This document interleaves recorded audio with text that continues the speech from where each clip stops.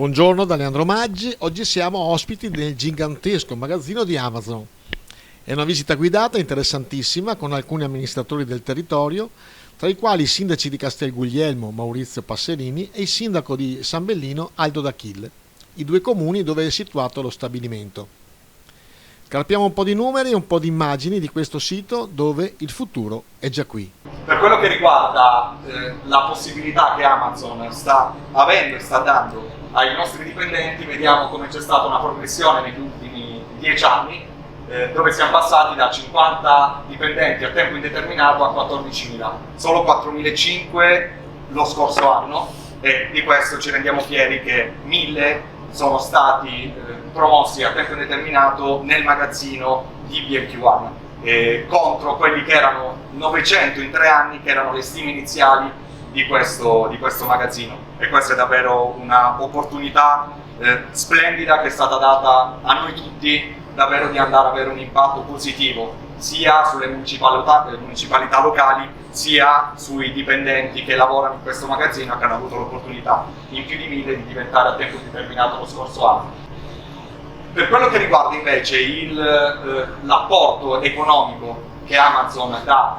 a livello nazionale, parliamo di 18.000 imprese italiane che vendono i propri prodotti su Amazon.it.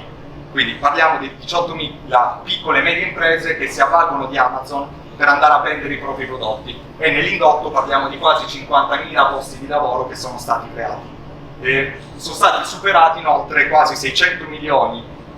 di euro in export nel 2020. Dal 2010 in Italia Amazon ha investito quasi 9 miliardi di euro.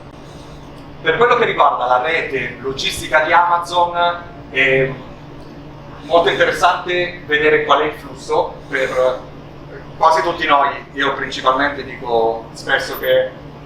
probabilmente mi hanno assunto in Amazon per ripagarmi in parte di quello che ho speso come cliente, e quindi un po' noi tutti come clienti vediamo solo il pacco che ci viene consegnato. Cosa c'è prima? Prima c'è i fornitori che spediscono la merce all'interno di magazzini come questi, e quindi i fornitori a quel punto possono essere o venditori come le piccole e medie imprese, o Amazon che acquista la merce. La merce, come vedremo poi nell'FC Tour, mi scuso se sto andando un po' lungo perché la parte più interessante è sicuramente quando faremo l'FC Tour, la merce viene poi ricevuta dai nostri colleghi, dai nostri dipendenti, viene ricevuta e viene immagazzinata e stoccata all'interno di magazzini come questi. Quando l'ordine da parte del cliente arriva, quello che facciamo noi è spedire il prodotto, e vedete la spedizione avviene attraverso un primo passaggio che è quello di questi camion, che Maurizio conosce bene, quello di questi camion che vengono indirizzati verso i centri di smistamento, dove poi nei centri di smistamento i pacchi vengono suddivisi nei camioncini, spesso li vedete con la scritta Amazon blu, nei camioncini, nei van che vanno a consegnare il prodotto direttamente al cliente. Quindi c'è questo doppio passaggio. Oltre a questo naturalmente c'è tutta una parte di flussi fra magazzini che vanno a ottimizzare un po' il bilanciamento di tutto l'inventario fra tutti i vari magazzini, in maniera tale che un cliente vicino al magazzino di B&Q abbia l'opportunità di ordinare un prodotto e gli arrivi in tempo, e spesso quando diciamo in tempo vuol dire entro il giorno successivo, così come ha l'opportunità un cliente che si trova a Roma, a Torino, a Milano. E quindi questo è il flusso della merce per far sì che